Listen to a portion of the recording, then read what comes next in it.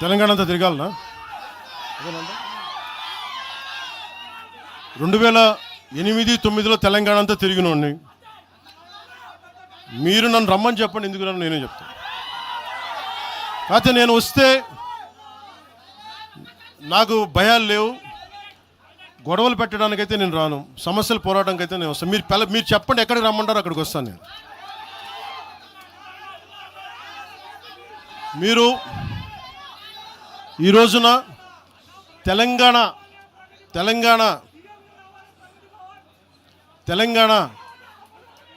తెలంగాణకి సంబంధించి ఈ నాయకులు మాట్లాడే విధానంగా చూస్తే ఆంధ్రప్రదేశ్లో ఉన్న తెలంగాణ ఐఏఎస్లు కానీ ఐపీఎస్లు కానీ ప్రజలు కానీ తాడేపల్లిగూడెంలో ఈ మధ్యన తెలంగాణ డ్రైవర్లు పాపం ఇబ్బంది పడతా ఉంటే జనసేన ఎమ్మెల్యేనే కూర్చోబెట్టి అందరికీ ఆదుకున్నారు ఆయన. మీరు ఇలాంటి ప్రాంతీయతల మీద కనుక తీసుకొస్తే భారతదేశం సుస్థిరత చాలా దెబ్బతింటుంది. ప్రతిసారి మీరు ప్రాంతీయతలు తీసుకొని వీళ్ళు ఆంధ్ర వాళ్ళు, వీళ్ళు తెలంగాణ వాళ్ళు, వీళ్ళు మరాఠా వాళ్ళు, వీళ్ళు కూర్చోబెట్టి తమిళలో అంటే భారతదేశం అంతరంగిక భద్రత దెబ్బతింటుంది. మీరు ఇలాంటి మాటలు మాట్లాడితే భారతదేశం ఉగ్రవాదం కంటే కూడా ఇది చాలా డేంజరస్. కూర్చోబెట్టి ఎక్కడ దాకా మాట్లాడాలి ప్రాంతీయత గురించి చాలా చాలా జాగ్రత్తగా ఉండాలి. ఇలాగే మీరు కూర్చోబెట్టి మాట్లాడితే మటుకు ఆఫీసర్లు ఎవరు పనిచేయలేరు. ఇక్కడున్న జర్నలిస్టులు అడగండి, ఒక్కొక్కళ్ళు ఏ ప్రాంతాల నుంచి వచ్చారు, ఎంతమంది ఆంధ్ర వాళ్ళు, ఎంతమంది తెలుగు వాళ్ళు, ఎంతమంది పత్రికాధిపతులు ఆంధ్ర వాళ్ళు, ఎంతమంది పత్రికాధిపతులు తెలంగాణ వాళ్ళు, ఎంతమంది పత్రికాధిపతులు వేరే రాష్ట్రాల నుంచి వచ్చారు. మీరు మాట్లాడిన ఒకసారి.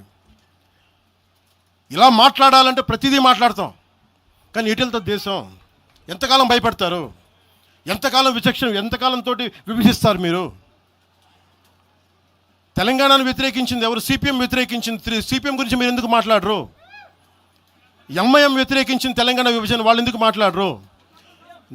నోరు తెరవని జనసేన గురించి మీరు టార్గెట్ చేస్తారు. మేము భయపడతామన్నా? నేను పార్టీ పెట్టాను అంటే చచ్చిపోవడానికి సిద్ధపడే పార్టీ పెట్టాం. ఒక కాంగ్రెస్ నాయకుడు ఐ లవ్ పాకిస్తాన్ డిబేట్లో మాట్లాడే ఒక కాంగ్రెస్ నాయకుడు ఈరోజు మీడియా ముందుకు తీసుకొచ్చి పవన్ కళ్యాణ్ ప్రెస్ మీట్ పెడితే పీస్ అండ్ హార్మనీ దెబ్బతింటుందని కామెంట్ చేస్తూ ఉన్నారు. మనల్ని ఎవరు ఆపేది? అంటే వీళ్ళందరికీ ఐ లవ్ పాకిస్తాన్ అంటే వీళ్ళకి అసలు లోపటి నుంచి మొత్తం కదులుతూ ఉంటాయి అందరికీ. అంటే ప్రెస్ మీట్ పెడితే పీస్ అండ్ హార్మనీ, మీరు ఐ లవ్ పాకిస్తాన్ అంటే it's okay. when I want to do a press address saying, then it's an issue for you. Law and order issue అది. పెహల్గామ్లో ఇంతమంది ఉగ్రవాదులు చంపేస్తే ఈ సోకాల్ కాంగ్రెస్ నాయకుడు ఎందుకయ్యా మాట్లాడలా? ఎందుకు మీరు నోరు మెదపలా? ఇప్పుడు కూర్చోబెట్టి మీకు ఐ లవ్ పాకిస్తాన్ వస్తుందా? మీకు ఆంధ్రాని ద్వేషించండి, ఆంధ్రావాణి ద్వేషించండి, జనసేనని ద్వేషించండి, అక్కడెక్కడో దూరంగా బాంబులు పెట్టే పాకిస్తాన్ మటుకు మీరు ప్రేమించండి. అది కాంగ్రెస్ నాయకులు చేసేదా? ఎక్కడ మాట్లాడతారు? ఎక్కడ ఆపుతారు? ఇది విభజన స్టార్ట్ అయితే ఒకసారి మెంటల్గా స్టార్ట్ అయితే ఎక్కడ ఆగుద్ది? ఇది ఎట్టుపోద్ది? తిరిగి గడియల పాలన పట్టుకొస్తారా మళ్ళీ మీరు? తిరిగి దొర మీ కాలు మొక్తాను దొర అని చెప్పాలా? మళ్ళీ అలాంటి పాలన పట్టుకొస్తారా మీరు? ఒక్కసారి ఇక్కడ ఆంధ్ర పవన్ కళ్యాణ్ ఇవన్నీ జనసేనని కాదు, ఒకసారి భయపెట్టడం నాలాంటి వాడినే భయపెడితే, నాలాంటి తోటలోకి వస్తే ప్రతి ఒక్కరి ఇంటి లోపలికి దూరుతారు. ఇది అందుకు ఆపుతున్నాను నేను, అందుకు ఆపుతున్నా. నా మీద దాడి చేస్తే నాకు భయాలు లేవు, కానీ పవన్ కళ్యాణ్ అనేవాడిని చూపించి ఇదే రాజశేఖర రెడ్డి గారు ఇలాగే రెచ్చగొట్టారు. నేను పాలిటిక్స్కి వచ్చేవాడిని కాదు. నేను ఇదే వైఎస్ రాజశేఖర రెడ్డి గారు 2005లోనో 2006లోనో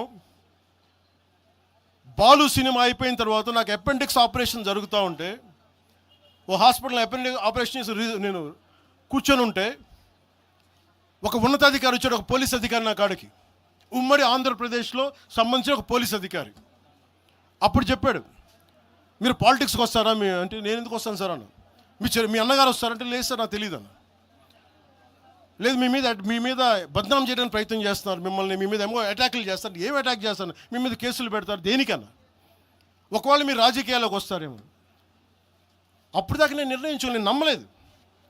నేను అందరిలాగే సగటు మన మల్లికార్జున్ లాగా, చుంచుపేటలో మల్లికార్జునలాగా నేను అమాయకుని నమ్మా అలాంటి ఎందుకు చేస్తారని. కానీ 2 సంవత్సరాల తర్వాత చాలా పకడ్బందీగా ఆ అధికారి ఏం చెప్పాడు అదే చేశారు.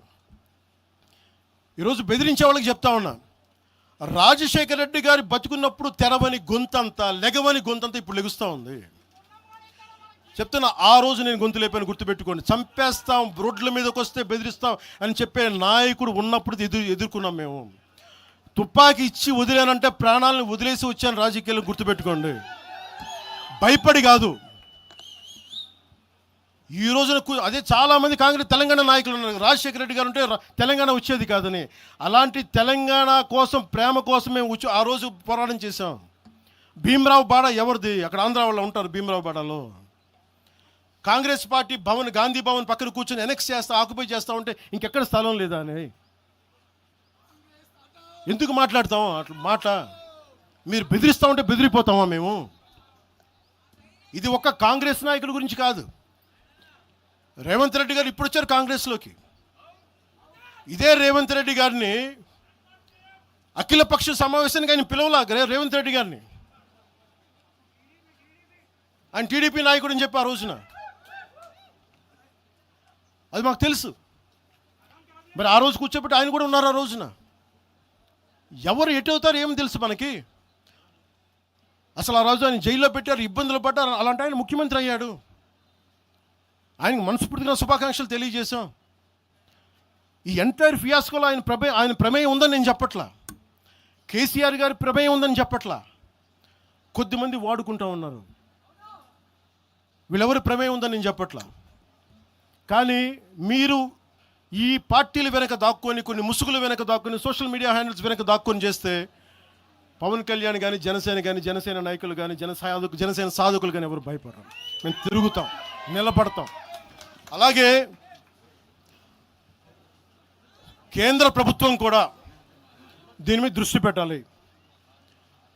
ఇలాంటి వాదనలు దేశమంతా మొదలైతే, తమిళనాడుకు వచ్చి హిందీ గోబ్యాక్ అని, హైదరాబాద్లో మార్వాడి గోబ్యాక్ అని, నార్త్ ఇండియా గోబ్యాక్ అని, తెలంగాణ యాస భాషలో హిందుస్థానీ ఉంటుంది, హిందుస్థానీ. అలాంటి తెలంగాణలో కూడా హిందీ ఉండకూడదని మాట్లాడుతూ ఉంటే భావాలు ఇటుపోతూ ఉన్నాయి. దేశాన్ని విచ్ఛిన్నం చేసే భావాలు కాదా? భారతదేశం అంతా ఒకటి కాదా? ఇలాగే అమిత్ షా గారిని కూడా ఇలాగే అన్నారు, బెంగాల్కి వస్తే తరిమేస్తాం అని చెప్పారు టీఎంసీ నాయకులు మాట్లాడేది వేరు, ప్రజలు మాట్లాడేది వేరు.